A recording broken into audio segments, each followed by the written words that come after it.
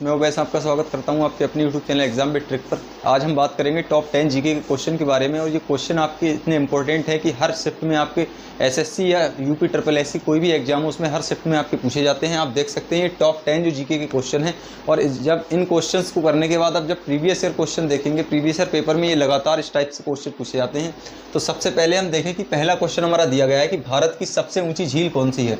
तो भारत की सबसे ऊँची झील और इससे रिलेटेड कुछ अन्य झील देखेंगे और ये क्वेश्चन आपके लिए इंपॉर्टेंट साबित होंगे। सबसे पहला क्वेश्चन, भारत की सबसे ऊंची झील, तो ये झील है आपकी चेल्हाम झील। चेल्हाम झील। और ये चेल्हाम झील कहाँ स्थित है? ये सिक्किम में स्थित है, सिक्किम राज्य में स्थित है। तो ये मोस्ट इंपॉर्टेंट क्वेश्चन है आपके लिए कि भारत की सबसे ऊंची झील चेल्हाम झील है, सिक्किम में स्थित है। जबकि भारत की सबसे अगर लंबी झील की आपसे बात करें, लंबी झील पूछे तो लंबी झील है आपकी वेम्बनाड झील। वेम्बनाड झील है। और वेम्बनाड झील कहाँ पर स्थित है? ये केरल में स्थित है। तो ये भी क्वेश्चन आपके लिए इंपॉर्टेंट है कि भारत की अगर सबसे लंबी झील आपसे पूछे तो वेम्बनाड झील हो जाएगी। जबकि भारत की सबसे बड़ी जो आपकी मीठे पानी की झील अगर पूछे, मीठे पानी की सबसे मीठे पानी या ताज़े पानी की सबसे बड़ी झील पूछे आपसे तो वो है आपकी वूलर झील। और वूलर झील जम्मू कश्मीर में स्थित है। और ये आपके वो क्वेश्चन हैं जो आपके यूपी पीसीएस से लेकर कांस्टेबल तक के एग्जाम्स में पूछे गए हैं और एसएससी सीजीएल और एमटीएस के लिए भी इंपॉर्टेंट है। सेकंड क्वेश्चन हम देखें कि सिंधु घाटी सभ्यता का विस्तार कहाँ से कहाँ तक है। ये क्वेश्चन भी आपके लिए इंपॉर्टेंट है। सबसे पहले हम देखेंगे सिंधु घाटी सभ्यता का जो विस्तार है, तो सबसे पहले अगर हम नॉर्थ से देखें, नॉर्थ साउथ, और ये है आपका वेस्ट और ये है ईस्ट। तो नॉर्थ में ये जम्मू कश्मीर के मांडा एक जगह है, वहाँ से लेकर, और साउथ में दैमाबाद महाराष्ट्र तक स्थित है, दैमाबाद महाराष्ट्र। और अगर वेस्ट की बात करें तो वेस्ट यानी पश्चिम में ये बलूचिस्तान से लेकर उत्तर प्रदेश के आलमगीरपुर तक स्थित है। उत्तर प्रदेश में एक जगह है आलमगीरपुर, तो यहाँ तक इसका विस्तार था। ये इंपॉर्टेंट क्वेश्चन आपके लिए। और ये क्वेश्चन एक जो इससे रिलेटेड पूछा गया है अभी तक कि मांडा जो है किस नदी पर स्थित है, तो ये चिनाब नदी पर स्थित है। तो ये मोस्ट इंपॉर्टेंट क्वेश्चन आपके लिए। सिंधु घाटी सभ्यता का विस्तार कहाँ से कहाँ तक है, तो जम्मू कश्मीर से महाराष्ट्र तक, बलूचिस्तान से आलमगीरपुर तक, और जम्मू कश्मीर में मांडा है उस जिले से, और दैमाबाद महाराष्ट्र में है। थर्ड क्वेश्चन की अगर हम बात करें कि कूनो राष्ट्रीय उद्यान कहाँ स्थित है, तो ये आपके लिए करंट और स्टैटिक दोनों के लिए मोस्ट इंपॉर्टेंट है। सबसे पहली बात तो ये कि कूनो राष्ट्रीय उद्यान कहाँ है, तो ये मध्य प्रदेश में स्थित है। और ये इसलिए भी इंपॉर्टेंट है क्योंकि हाल ही में करंट में चर्चा में रहा है। तो इसे हम किस तरीके से देखेंगे, कूनो राष्ट्रीय उद्यान मध्य प्रदेश में है।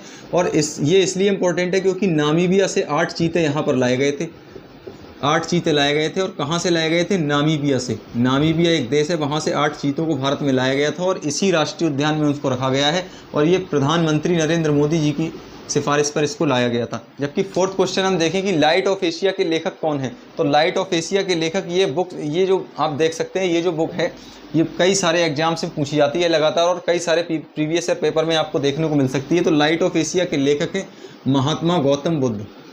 महात्मा गौतम बुद्ध। और महात्मा गौतम बुद्ध से रिलेटेड फैक्ट अगर हम देखें तो महात्मा गौतम बुद्ध जो हैं ये बौद्ध धर्म के संस्थापक थे, बौद्ध धर्म के संस्थापक थे। जबकि सेकंड पॉइंट देखें तो इन्हें एक क्वेश्चन पूछा जाता है कि ज्ञान की प्राप्ति से संबंधित क्वेश्चन पूछा जाता है। तो ज्ञान की प्राप्ति महात्मा गौतम बुद्ध को निरंजना नदी के तट पर, निरंजना नदी के तट पर हुई, नदी के तट पर। और कहाँ पर हुई? बोध गया में हुई। बोध गया एक जो जिला है उसमें हुई थी। और इस घटना को कहा गया था संबोधि। संबोधि इस घटना को कहा गया था।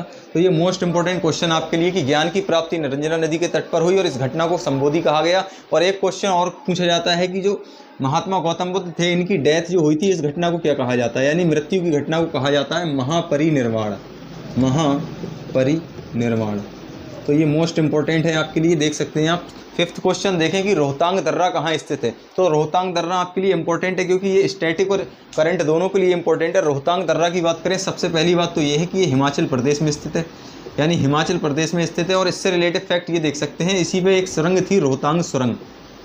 तो रोहतांग जो सुरंग थी इसका नाम जो करंट से हम देख सकते हैं इसका नाम अटल सुरंग कर दिया गया है, अटल सुरंग।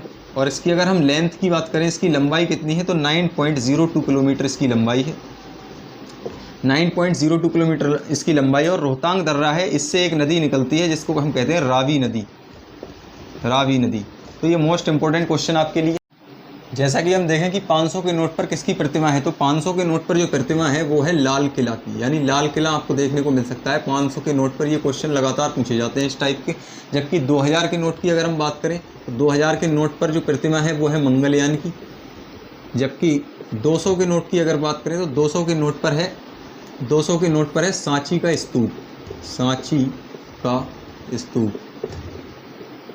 और 7th क्वेश्चन की हम बात करें, भारत का महान्यायवादी संबंधी अनुच्छेद, ये आपके लिए मोस्ट इंपॉर्टेंट है और इससे रिलेटेड कुछ इंपॉर्टेंट फैक्ट हम देखेंगे क्योंकि ये इंपॉर्टेंट है आपके लिए। भारत का महान्यायवादी संबंधी अनुच्छेद जो है वो है आपका आर्टिकल 76।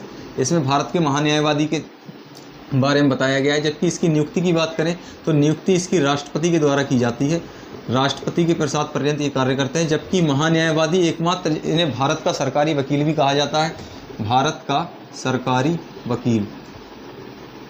जबकि महान्यायवादी संबंधी अगर हम बात एक देखें पॉइंट, तो इम्पोर्टेंट पॉइंट ये है कि ये संसद का सदस्य ना रहते हुए भी संसद की कार्रवाई में भाग ले सकता है। ये एकमात्र ऐसे व्यक्ति हैं जो संसद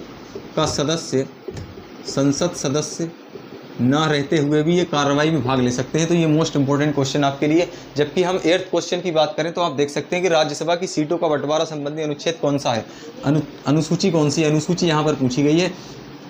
तो आप देख सकते हैं इसका आंसर जो हमारा होगा वो है आंसर आपका 4 अनुसूची, यानी 4थी अनुसूची में आपका जो सीटों का बंटवारा है उसका वर्णन किया गया है, राज्यसभा की सीटों का बंटवारा। और राज्यसभा से संबंधित फैक्ट देखें तो इसमें कुल जो राज्यसभा में कुल यानी अधिकतम जो सीट हैं, तो अधिकतम सीटों की संख्या है 250। जबकि वर्तमान में जो इसकी कुछ सदस्य हैं वो हैं 238। तो ये मोस्ट इंपॉर्टेंट क्वेश्चन आपके लिए। जबकि 9th क्वेश्चन हम देखें कि संविधान सभा के स्थायी अध्यक्ष कौन थे, तो संविधान सभा से संबंधित इंपॉर्टेंट क्वेश्चन ये है कि संविधान सभा की जो कार्रवाई हुई थी, सबसे पहली आपकी जो इसकी सभा हुई थी वो हुई थी 9 दिसंबर 1946 को। 9 दिसंबर 1946 को इसकी पहली बैठक हुई थी और उसमें डॉक्टर सच्चिदानंद सिन्हा जो थे उनको अस्थायी अध्यक्ष चुना गया था। यहीं पर आपको कन्फ्यूजन हो सकता है कि डॉक्टर सच्चिदानंद सिन्हा जो थे, डॉक्टर सच्चिदानंद सिन्हा ये अस्थायी अध्यक्ष थे, लेकिन आपसे क्वेश्चन में स्थायी अध्यक्ष पूछा है, देख सकते हैं आप, ये स्थायी अध्यक्ष पूछा है। तो स्थायी अध्यक्ष बने थे 11 दिसंबर 1946 को जब दूसरी बैठक हुई संविधान सभा की, तो उसमें डॉक्टर राजेंद्र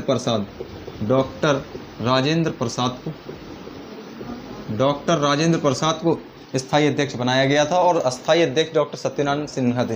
जबकि लास्ट क्वेश्चन हम देखें कि राष्ट्रगान और राष्ट्रीय गीत को कब अपनाया गया, तो राष्ट्रगान और राष्ट्रीय गीत को जो अपनाया गया था 24 जनवरी 1950 को, 24 जनवरी 1950 को अपनाया गया था। जबकि राष्ट्रगान की अगर हम बात करें तो ये राष्ट्रगान लिखा गया था रविंद्रनाथ टैगोर के द्वारा, रविंद्रनाथ टैगोर। जबकि राष्ट्रीय गीत जो लिखा गया था वो लिखा गया था बंकिम चंद्र चटर्जी।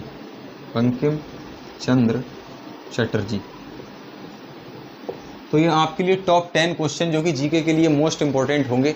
इस तरीके से आप किसी भी एग्जाम्स में अगर आप तैयारी करना चाहते हैं तो इस क्वेश्चन से आप जरूर पढ़िए और ये क्वेश्चन आपके लिए मोस्ट इंपॉर्टेंट साबित होंगे। अगर आपको वीडियो पसंद आई हो तो एग्जाम में ट्रिक चैनल को सब्सक्राइब करके बेल आइकन ऑल को क्लिक कीजिए। Thank you.